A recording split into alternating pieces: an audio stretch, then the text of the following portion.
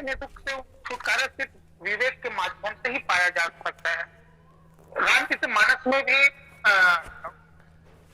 विभिन्न पात्रों और विभिन्न प्रसंगों के माध्यम से गोसाई जी महाराज जो है यहाँ पर कालजन्य दुख से छुटकारा पाने का बहुत सुंदर सा उपाय भी गोसाई जी महाराज यहाँ पर रखते हैं।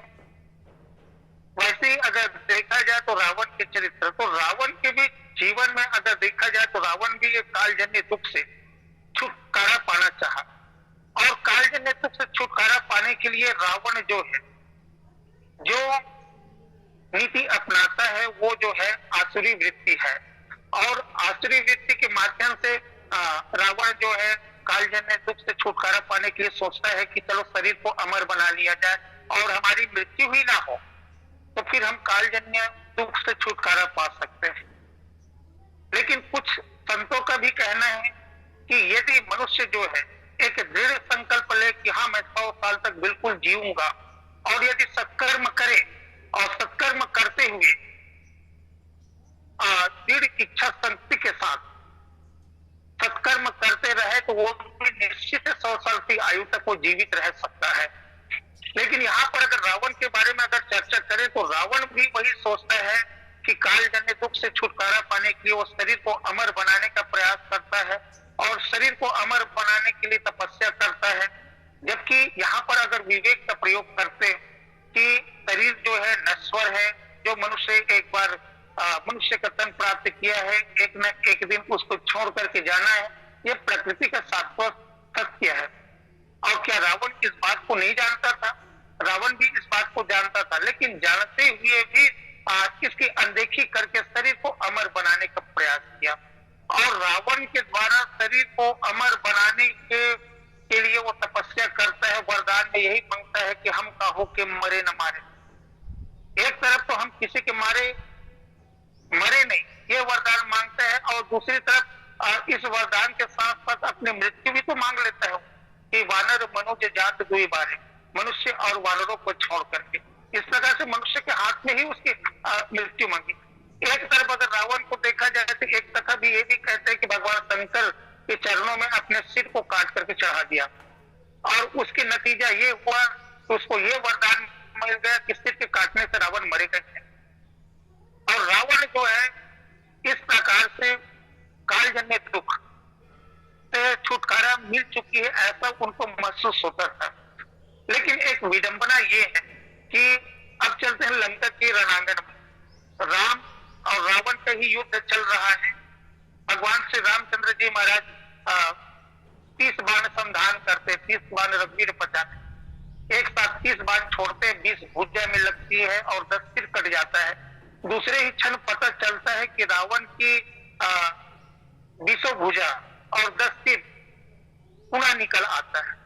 भगवान श्री रामचंद्र जी महाराज फिर 30 बाण संधान करते, रावण के 10 सिर 20 भुजा फिर कट करके नीचे गिर जाता है। और एक स्थिति ऐसे आती है कि लंका का पूरा रण आंगन जो रावण के सिर और रावण की भुजाओं के द्वारा पूरा पट जाता है। जहां देखो रावण का सिर पड़ा हुआ है, जहां देखो रावण का भुजाएं पड़ी हुई है। ये विभत्स दृश्य है। और अचानक फिर कहीं से एक कुत्ता आता है, कहीं से एक सियार आता है और रावण की एक भुजा को अपने मुंह में दबाता है, रावण के सामने ही खड़े खड़े चबा चबा के खाता है। और उस समय बताइए, अब रावण जब देख रहा है कि उसके आंखों के सामने एक सियार आ रहा है और एक सियार जो है उसके सिर को है ना खा रहा है, दबा दबा करके खा रहा है, तो उस समय रावण के ऊपर क्या बीती होगी। वैसे अगर देखा जाए, अगर कोई अनजान व्यक्ति भी अगर कहीं पर एक्सीडेंट हो गया, मर गया, तो हमारे मानव समाज में इतनी सभ्यता तो जरूर है कि कोई साथी पटका साथ भी कोई रखे तो उसको शरीर को ढक देते हैं, लाश को सदगति देने का प्रयास करते हैं। यदि किसी के डेड बॉडी को अगर रात भी घर में रात्रि में रखने की भी आवश्यकता होती है तो शरीर को ढक दिए जाते, चारों तरफ लक्ष्मण रेखा खींच दिया जाता है ताकि उसके शरीर को कोई चींटी तक स्पर्श ना कर सके। इसके उसके हम सम्मान पूर्वक इस शव यात्रा कराना चाहते हैं, उसकी विदाई करना चाहते हैं, सम्मान। लेकिन ये रावण की दुर्भाग्य है। रावण का दुर्भाग्य इसलिए है कि वो रावण जो है शरीर को अमर बनाने का प्रयास प्रयास किया, इसके लिए सिर्फ कालजन्य दुख से छुटकारा पाने के लिए। और नतीजा यही हुआ कि रावण के आंख के सामने ही उसके शरीर की इतनी दुर्गति हो गई। एक तरफ तो कहने के तात्पर्य वही है कि रावण के बारे में भी एक विचित्र बात गोसाई जी महाराज लिखते हैं कि विभीषण जी महाराज भगवान श्री रामचंद्र जी महाराज को बताते हैं कि नाथ करई रावण एक यागा और सिद्ध भय नहीं मरही अभागा। रावण एक यज्ञ कर रहा है और यदि वो यज्ञ अगर सिद्ध होता है तो वो अभागा नहीं मरेगा। ये बड़ी विचित्रता बात है। आजकल यज्ञ करना कोई छोटे मोटी बात नहीं है, और जो यज्ञ कर रहा है वो तो सबसे बड़े भाग्यवान होना चाहिए। तो यहाँ पर जो रावण यज्ञ कर रहा है, तो रावण जब यज्ञ कर रहा है तो सबसे बड़े भाग्यवान कहना चाहिए, क्योंकि भाग्यवान व्यक्ति ही यज्ञ कर सकता है। लेकिन रावण के लिए कहा कि नाथ करहि रावण एक यागा और सिद्ध भये नहीं मरहि अभागा। यदि रावण एक यज्ञ कर रहा है और यदि वो यज्ञ सफल हो गया तो वो अभागा मरेगा नहीं। अर्थात कहने का तात्पर्य सिर्फ यही है कि रावण को यहाँ पर इसलिए अभागा कहा गया कि अरे साक्षात मुक्ति के दाता यहाँ पर रावण को मुक्ति प्रदान करने के लिए कब से बेताब है, कब से खड़ा है, और ये रावण है कि बस शरीर को अमर बनाने के ही प्रयास में लगा हुआ है। इसलिए यहाँ पर रावण को अभागा कहा गया। अर्थात अगर ये कालजन्य दुख से छुटकारा पाना है तो कालजन्य दुख छुटकारा पाने का सिर्फ एक ही उपाय है कि मनुष्य जो है देहा अभिमान से ऊपर उठ करके इस कालजन्य दुख से छुटकारा पाया जा सकता है। वैसे रावण की भी मुक्ति हुई, भगवान रामचंद्र जी के हाथों में मरने के कारण से रावण के साथ साथ समस्त निशाचरों की भी मुक्ति हो गई। लेकिन रावण की मुक्ति कब हुई? जब उसके शरीर की दुर्गति हुई, और उसके शरीर की दुर्गति होने के पश्चात रावण की मुक्ति होती है। तो यहाँ पर एक दो शब्द का प्रयोग गोसाई जी महाराज करते हैं, एक तो है मुक्ति और दूसरा है जीवन। मुक्ति कहने का तात्पर्य जीवन मरने के पश्चात मुक्त होना, और जीवन मुक्ति कहने का तात्पर्य है कि जीते जी मुक्त हो जाना, अर्थात जीते जी इस कालजन्य दुख से छुटकारा पा लेना। रामचरितमानस में भी एक पात्र ऐसे हैं जटायु जी महाराज, जो देहा अभिमान से ऊपर उठते हुए इस कालजन्य दुख से ऊपर देहाभिमान से ऊपर उठकर कालजन्य दुख से वो छुटकारा पा लिया। और ये भी बहुत सुंदर सी एक कथा आती है। रावण और जटायु जी के बीच में युद्ध होता है माता सीता की अस्मिता की रक्षा के लिए, और दोनों की युद्ध में ऐसा महसूस होता है अगर कि रावण के द्वारा तलवार निकालकर जटायु जी महाराज के पंख को काट दिया जाता है, और पंख कटने के पश्चात जटायु जी महाराज जमीन पर पड़े हैं, और जमीन पर जटायु जी महाराज पड़े देखने से ऐसा महसूस होता है कि रावण युद्ध में जीत गया, विजय प्राप्त कर लिया, और यहाँ पर जटायु जी महाराज जो है हार गए। लेकिन अगर अंतरंग दृष्टि से अगर विचार करके देखें तो अंतरंग दृष्टि से विचार करके देखने पर कोई पता चलता है कि यहाँ पर तो रावण हार गए, जटायु जी महाराज जो है जीत गए। और जटायु जी महाराज आखिर जीते कैसे? तो ये एक बहुत सुंदर सा दृश्य है। जटायु जी महाराज जो है दुख के मारे वो कराह रहा है, क्योंकि उसके पंख कटे हुए हैं, शरीर लहू लुहान पड़ा हुआ है, मरणासन की स्थिति में है। और दूसरी तरफ जटायु जी महाराज की ये स्थिति है, लेकिन दूसरी छत जिस रास्ते पर जटायु जी महाराज पड़े हुए हैं उसी रास्ते से भगवान श्री रामचंद्र जी महाराज छोटे भाई लक्ष्मण के साथ आ रहे हैं, और इनको देखते ही जटायु जी महाराज जो है बड़ा ही प्रसन्न हो जाते हैं, और प्रसन्न होते हुए कहते हैं कि चलो आज मेरा पंख का कटना भी सार्थक हो गया। क्यों? क्योंकि अगर मेरे पास अगर पंख रहता तो स्वयं उड़ करके भगवान के पास जाना पड़ता, लेकिन आज मेरे पंख कटने की परिणति ये हुई कि आज स्वयं भगवान जो है मेरे पास चल करके आ रहे हैं। अर्थात जहाँ पंख कटना अर्थात पंख साधना का प्रतीक है, जहाँ मनुष्य के जीवन में साधना और पुरुषार्थ की सीमा समाप्त हो जाती, बस वहीं पर ही भगवान कृपा करते हैं। जटायु जटायु जी महाराज के पास भगवान श्री रामचंद्र जी महाराज आते हैं और गोदी में लेकर के कर सरोजनी जो परचो कृपा सिंधु, भगवान उसके शरीर में हाथ फेरते हुए पूछते हैं और उसके दर्द को दूर करते हुए कहते हैं कि मेरे दान तात कछुक दिन जीजे, देखिए आप सुवन सेवा सुख मोहि पितु को सुख जीजे। गीतावली में गोसाई जी महाराज लिखते हैं, राम कहा तनु राखू ताता। भगवान श्री रामचंद्र जी महाराज यहाँ पर जटायु जी महाराज के पास एक प्रस्ताव रखते, उसके पीड़ा का हरण कर लिए। पीड़ा का हरण करने के पश्चात कहते हैं कि राम कहा तनु राखू ताता, मैं आपके सरपंख को जोड़ रहा हूँ, आपके घाव को ठीक कर रहा हूँ, आपको पीड़ा से मुक्त कर रहा हूँ और मेरे ख्याल से आप और कुछ दिन जीवित रहिए। वो उसके प्राण को ले जाना नहीं चाहते, उसके सामने जीवित रखने का प्रस्ताव रखते हैं। वैसे रामचरितमानस में भगवान श्री रामचंद्र जी महाराज दो लोगों के बीच में यहाँ पर जीवित रखने का प्रस्ताव करते, एक तो जटायु जी महाराज और एक बाली जी महाराज। तो जटायु जी महाराज के पास जब भगवान श्री रामचंद्र जी ने प्रस्ताव रखा, राम कहा तनु राखा ताता, आप अपने शरीर को रखिए, मैं आपके प्राण को छोड़ रहा हूं, आपको स्वस्थ कर रहा हूं। तो वो जैसे ही भगवान के द्वारा ये बातें कही जाती है और जटायु जी महाराज के प्रति जटायु जी महाराज की प्रतिक्रिया क्या होती है। और यहाँ पर देखें कि बड़ा विचित्र एक दृश्य है। संसारिक जीव के पास जब दुख आता है तो दुख में संसारिक जीव जो है रोता है और इस पर एक ऐसा है जो मुस्कुराता है। लेकिन यहाँ पर एक भक्त है जो इस दृष्टि को ही पूरा बदल दिया, भगवान को रोने पर मजबूर कर दिया और जो पीड़ा से करा रहे वो हंस रहे। जटायु जी महाराज मन मुस्काई कही तही बाता, जटायु जी महाराज अब मुस्कुरा रहे। लेकिन भगवान श्री रामचंद्र जी महाराज जब जटायु के प्रस्ताव रखे तो कैसे रखे, जल भरी नयन कहत रघुराई। भगवान रो रहे और रोते हुए कह रहे हैं कि राम कहा तनु राखा ताता, मैं आपके शरीर को स्वस्थ कर रहा हूं, आप कुछ दिन और जीवित रहिए। लेकिन जटायु जी महाराज मन मुस्काई कही तही बात, मन को मुस्कुराते हुए कहते हैं कि महाराज एक बात तो शाश्वत सत्य है कि ये जो शरीर जो है नश्वर है, अनित्य है, एक न एक दिन इसको छोड़ करके जाना ही पड़ता है। लेकिन मैं सोच रहा हूं कि आज जो सुंदर अवसर और मृत्यु का सुंदर क्षण मुझे जो प्राप्त हो रहा है, पता नहीं भविष्य में ये क्षण ये अवसर मुझे प्राप्त होना या ना हो।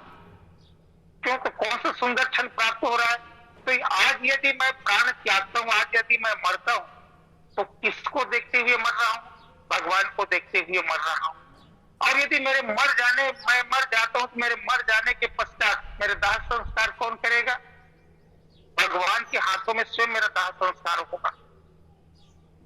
तो ऐसी जो सुंदर मृत्यु आज जो मुझे मिल रही है, पता नहीं बाद में ये सुंदर अवसर मिले या ना मिले।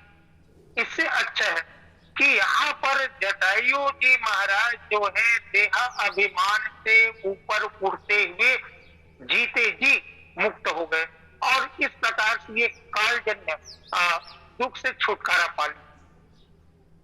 एक तरफ है बाली का भी चरित्र भी देखें, बाली को भी भगवान श्री रामचंद्र जी महाराज ने उसको मारने के लिए प्रतिज्ञा कर दिया, सुन सुग्रीव मारी हूं बाली एक ही बात।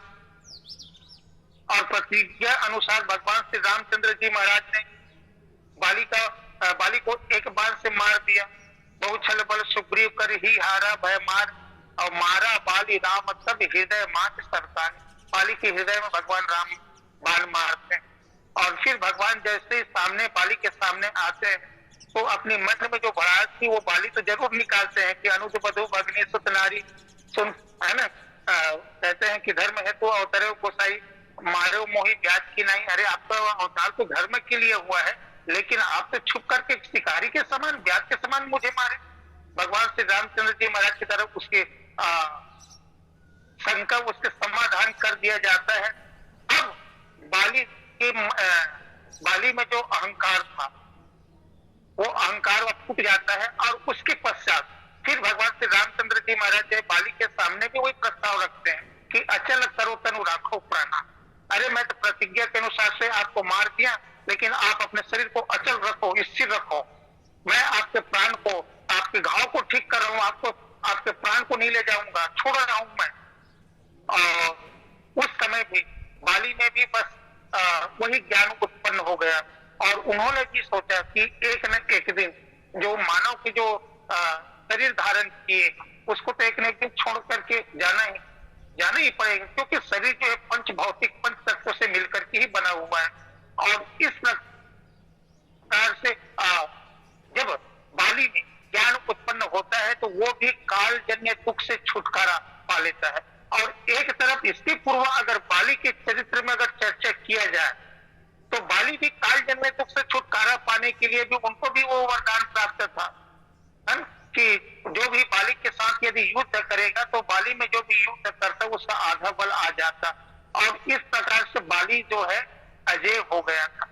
लेकिन आज अंतिम स्थिति यह है कि बाली भी ये कालजन्य दुख से छुटकारा पा ली, अर्थात ये कालजन्य दुख, तो ये कालजन्य दुख है, इससे बचने का एक ही उपाय है कि मनुष्य जो है विवेक का प्रयोग करे और देह अभिमान से ऊपर उठ करके इस कालजन्य दुख से मनुष्य जो है छुटकारा पा सकता है। लेकिन अगर देखा जाए तो आज लोग जो है कालजन्य दुख से कोई छुटकारा नहीं पा सकता, ये चारों प्रकार के दुख से कोई छुटकारा पा ही नहीं सकता, क्योंकि फिरत सदा माया के प्रेरक काल कर्म स्वभाव गुण घेरा। तभी ये जो दुख जो है सिर्फ ये माया के कारण से ही, माया में फिरने के कारण से ही तो ये सब उत्पन्न होता है। अब आइए अब आपके सामने दूसरा चर्चा करें कि कर्मजन्य दुख, काल कर्म, कर्मजन्य दुख। तो कर्म के बारे में बहुत सारी बातें किए गए हैं कि जैसे जैसे मनुष्य कर्म करता है तो वैसे ही उसका फल मिलता है, और कुछ कर्म ऐसे होते हैं जिसका फल जो है तत्काल मिल जाता है, कुछ कर्म ऐसे भी होते हैं उसका फल बाद में जरूर मिलेगा, लेकिन कुछ कर्म ऐसे भी हैं जो हमें पूर्व जन्म में जो किए गए कर्म का फल हमें मिलता है। तो ये मनुष्य के द्वारा किए गए शुभ और अशुभ कर्म का फल हमें सुख और दुख के रूप में ही मिलता है। और फिर ये कर्मजन्य दुख, तो कर्मजन्य दुख से छुटकारा पाने का उपाय क्या है? इससे तो स्पष्ट है कि मनुष्य जैसे जैसे कर्म करेगा उसके हिसाब से फल प्राप्त होगा ही। लेकिन बात यही आती है कि आज के संदर्भ में देखा जाए तो हर आदमी का कर्म जो है बिगड़ा हुआ है। कभी एक जिसका कर्म हमेशा बिगड़ा 90% बिगड़ा हुआ है, कम से कम 10% तो पुरुषार्थक काम करता है, पुण्य का काम करता है। लेकिन कुछ ऐसे है जो 90% वो पुण्य का काम करता है तो 10% कहीं ना कहीं वो गलत कर्म भी कर बैठता है। आज हर मनुष्य के जीवन में यही विडंबना है। लेकिन इससे बचने का ही उपाय क्या है? तो इससे बचने का उपाय सिर्फ यही है कि गीता में भी भगवान श्री रामचंद्र जी महाराज जो है बहुत सुंदर सी बातें कहते हैं कि सुखे सुखे समाकृत्वा लाभो लाभो जय। बस जब मनुष्य के पास सुख आए दुख आए तो सब में सम रहो, एक अलग बात। लेकिन एक अर्जुन जी महाराज को बहुत सुंदर सी बात और भी बताते हैं और कहते हैं कि कर्म तो करना ही है, लेकिन कर्म करने के तरीका क्या है? तो यहाँ पर कर्म करने के दो माध्यम है, एक तो कर्ता बन करके और एक निमित्त बन करके। यदि कर्म हम कर्ता बन करके करते हैं तो कर्ता होने के नाते उसके फलस्वरूप जो मिलने वाला जो सुख है, जो दुख है, जो प्रशंसा है, जो बुराई है, ये तो हमें दोनों को ही सामना करना पड़ेगा। लेकिन यदि हम एक निमित्त बन करके ये काम करते हैं तो इससे जो कर्म करने के फलस्वरूप, दुष्कर्म करने के फलस्वरूप जो होने वाला जो पाप है, इससे बचा जा सकता है। क्योंकि ये जो दृश्य जो है कौरव और पांडव के बीच में युद्ध आरंभ होने वाला है, और तो फिर अर्जुन जी महाराज के द्वारा कहा जाता है कि चलो मेरे रथ को दोनों सेनाओं के बीच में ले जाकर के खड़ा कर दीजिए, मैं देखना चाहता हूं कि मुझे किन किन से युद्ध करना पड़ेगा। तो भगवान श्री कृष्णचंद्र जी महाराज जो है रथ को ले जाकर के खड़े तो कर देते हैं, देखते हैं तो अर्जुन जी में वो निराशा उत्पन्न हो जाती है और कहते हैं कि मैं युद्ध नहीं करूंगा। उस समय भगवान श्री कृष्णचंद्र के द्वारा वो गीता का ज्ञान उपदेश दिया जाता है, विराट स्वरूप अर्जुन जी महाराज को विराट स्वरूप का दर्शन कराते हैं और दर्शन कराते हैं तो उसमें जो पता चलता है कि जिनसे वो युद्ध करने के लिए आए हैं वो सब मरे हुए पड़े हुए हैं।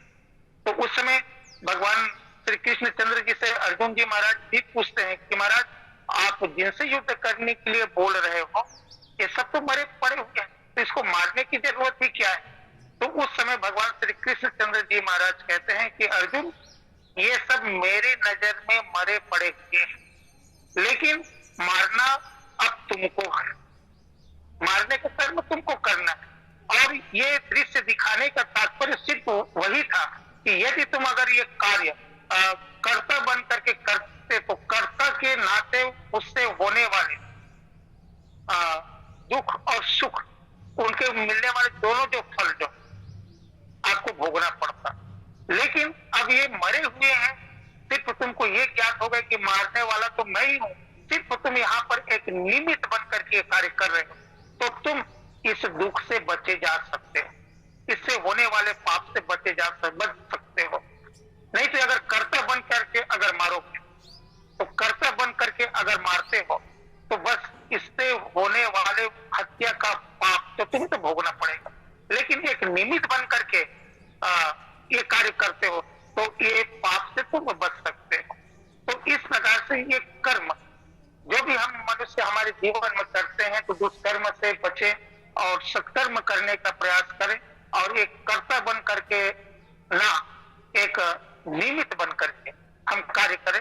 तो ये कर्म के द्वारा जो मिलने वाले फल के द्वारा जो सुख और दुख है इससे हम बच सकते हैं। अब तीसरे जो दुख है, क्योंकि समय लगभग होने वाला, मैं बहुत संक्षिप्त में आप सबके बीच में चर्चा करते हुए चल रहा हूँ। तीसरा जो दुख है गुणजन्य दुख। और गुणजन्य दुख कहने का तात्पर्य सिर्फ वही है कि हर मनुष्य के शरीर 3 गुण से मिलकर के बना है, सतोगुण, रजोगुण और तमोगुण। और ये तीनों गुण के कारण से मनुष्य के जीवन में सुख और ये दुख उत्पन्न होता है।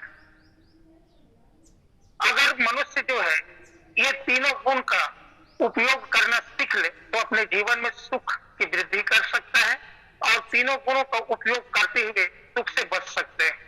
जैसे सतोगुणों के कारण सतोगुण के कारण से मन जो है सात्विक होता है, विचार उत्पन्न होते हैं। तमोगुण के कारण से वो नींद आती है। रजोगुण के कारण से हमें कर्म करने की प्रेरणा मिलती है। तो ये तीनों गुणों का उपयोग हम यदि करते हैं, सही समय पर जिस गुण की हमें आवश्यकता है उसी गुण का हम अगर उपयोग करते हैं तो इनसे होने वाली जो दुख है इनसे हम बच सकते हैं। जब कभी हम सत्संग में बैठे, विचार करने की आवश्यकता है तो वहां पर हम सतोगुणी हो जाए। ऐसा नहीं कि कहीं सत्संग में बैठे हैं और सत्संग में बैठे हुए कुछ विचार प्रधान वहां पर बातें चल रही है और लेकिन मन जो है कहाँ है, घर में है कि अरे ये काम बचा था, इसको करना था। तो आप ना तो इधर के हुए ना उधर के हुए। कथा में बैठते हैं वहां पर तमोगुणी ना होकर के पूर्ण रूप से सतोगुणी हो जाए। कई व्यक्ति भी ऐसे हैं जो कथा में तो बैठते हैं लेकिन जैसे कथा सुनना आरंभ करते हैं, कथा सुनते आरंभ करते ही उसको नींद आ जाती है। और कुछ व्यक्ति ऐसे हैं जो रात्रि विश्राम के लिए बिस्तर पर पड़े हैं और बिस्तर पर पड़े हैं तो वहां पर उसको तमोगुणी हो जाना चाहिए और तमोगुणी हो जाए तो उससे नींद आ जाएगी और बढ़िया रात भर सोएगा। लेकिन जैसे ही बिस्तर में लेटता है तो बिस्तर में लेटते ही वो विचार करने लग जाता है कि कल मुझे ये करना था, मुझे ये करना है, इसको आज मैंने ऐसे कैसे कर दिया। तो वहां पर आप सतोगुणी हो जाओगे तो ये तो आपको नींद कहाँ आएगी। अब उसके पश्चात फिर आप सुबह पूछेंगे अरे रात भर मुझे नींद नहीं लगी, क्यों नहीं लगी, अरे इधर उधर ध्यान चला गया। तो भाई उसका जो दुख है, तो इस प्रकार से जो गुण है, 3 प्रकार का जो गुण है, सतोगुण, रजोगुण, तमोगुण, इन तीनों गुणों का सदुपयोग करते हुए जिस समय हमें जिस गुण की आवश्यकता है उस गुण का प्रयोग करते हुए इस गुणजन्य दुख से हम छुटकारा प्राप्त कर सकते हैं, गुणजन्य दुख से हम बच सकते हैं। और चौथी जो बात यहाँ पर गोसाई जी महाराज लिखते हैं कि काल कर्म स्वभाव गुण स्वभावजन्य दुख। और तीनों प्रकार के दुख तो खैर अलग बात है कि ये तीनों प्रकार के दुख मनुष्य के हाथ में प्राय होता ही नहीं है, लेकिन ये चौथा प्रकार का जो स्वभावजन्य दुख है कुल मिलाकर कहा जा सकता है कि ये फोकट के दुख है ये, है ना। जबरदस्ती वो एक कहावत है कि आ बैल मुझे मार, बस जबरदस्ती हम दुख को आमंत्रण देते हैं। अर्थात ये क्या है कि पर सुख देख ही जरनी सोई छई, दूसरे के सुख को देख करके जलन होना। किंकर जी महाराज बहुत सुंदर से उदाहरण देते हैं, ये स्वभावजन्य के उदाहरण देते हैं कि एक ईंटे का व्यापारी था और वो ईंटे का व्यापार तो करता था, तो एक व्यक्ति ने पूछा इस साल तो खूब रेट में आपका ईंट बिका हुआ है और आप तो खूब कमाए हैं पैसा, तो आप तो बड़ा प्रसन्न हो गए। तो आदमी बोलता है कि अरे यार कमाने के लिए कमाया हूं, लेकिन पिछले साल पानी गिर गया तो ईंट में बहुत ज्यादा नुकसान हुआ। तो वो व्यक्ति बोलता है अरे पिछले साल नुकसान हुआ तो नुकसान तो इस साल तो भरपाई हो गया ना, खूब इनकम कमाया हो तो आपको प्रसन्न रहना चाहिए। तो बोलता है यार प्रसन्न क्या हुआ भैया, मैं जितना कमाया हूँ मेरे से ज्यादा तो मेरा बगल भट्टा वाला कमा लिया है। तो ये इस प्रकार से ये स्वभाव, जब हमें लाभ हुआ तो हमें प्रसन्न हो जाना चाहिए, लेकिन मन कहा दौड़ा हम जितना कमाए हैं हमारे से ज्यादा हमारे बगल वाले व्यापारी ने कमा लिया, बस यही तो स्वभावजन्य है। किंकर जी महाराज एक सुंदर से उदाहरण और देते हैं, एक पंडित जी का उदाहरण देते हैं। और पंडित जी कहीं भागवत कथा करने के लिए गए तो अक्सर गांव में होता है कि जब कोई पंडित जी आते हैं तो उसके भोजन बनाने के लिए, भोजन व्यवस्था के लिए अक्सर गांव में कोई यादव बंधु होता है तो यादव के हाथ से खाना बनवाने के लिए उसी को सौंप दिए जाते हैं, चलो महाराज जी के लिए खाना बना। अब पहली बार उस महाराज जी के साथ उस खाना बनाने वाला का साक्षात्कार हो रहा है। अब उसको पता नहीं है कि महाराज जी किस प्रकार के भोजन पसंद करते हैं, नमकीन खाते हैं कि फीका खाते हैं, कहीं हाई ब्लड प्रेशर वाला तो नहीं है बिना नमक की सब्जी खाते होंगे। तो कई लोग ज्यादा मिर्ची मसाला पसंद करते हैं, कई लोग इसको पसंद नहीं करते। लेकिन उस खाना बनाने वाले के सामने वही दिक्कत हुई कि महाराज के बारे में मैं जानता नहीं हूं तो मैं किस प्रकार की इसके लिए भोजन की व्यवस्था करूं। तब वो सोचता है कि चलो एक मीडियम रेंज का खाना तैयार किया जाए। मीडियम रेंज का खाना तैयार किया और खाना तो खाया वो, और जैसे ही खाना खाने के लिए बैठा, खाना खा रहा था, अचानक जोर से वो भड़क गया, नाराज हो गया, एकदम से जोर से भड़क गया। तो बोले कि क्या हुआ महाराज, कुछ भोजन में कुछ त्रुटि हुई है क्या? तो बोले कि अरे ऐसा कोई खाना बनाते हैं ना इसमें नमक लगा है, ना मिर्ची लगी है, ना तेल लगा है, कुछ ऐसे थोड़ी खाना बनाते हैं। महाराज इतना नाराज हुआ कि खाना खाने बैठा था, वो खाना खाया नहीं, गुस्सा के मारे, और उठ करके चला गया। उस दिन भर वो उपवास ही रह गया, महाराज वो खाना ही नहीं खाया।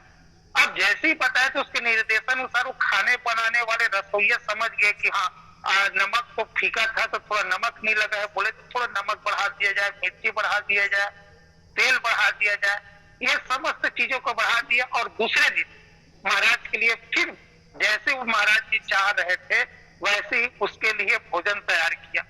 और जैसे ही भोजन तैयार हुआ और महाराज जी पुनः खाना खाने के लिए बैठे, पंडित जी खाना खाने के लिए बैठे और जैसे ही एक कौरा उठा करके मुंह में डाला और मुंह में डालते हुए इतनी स्वाद की अनुभूति हुई, बहुत सुंदर लगा उनको, तो उसको प्रसन्न हो जाना चाहिए था।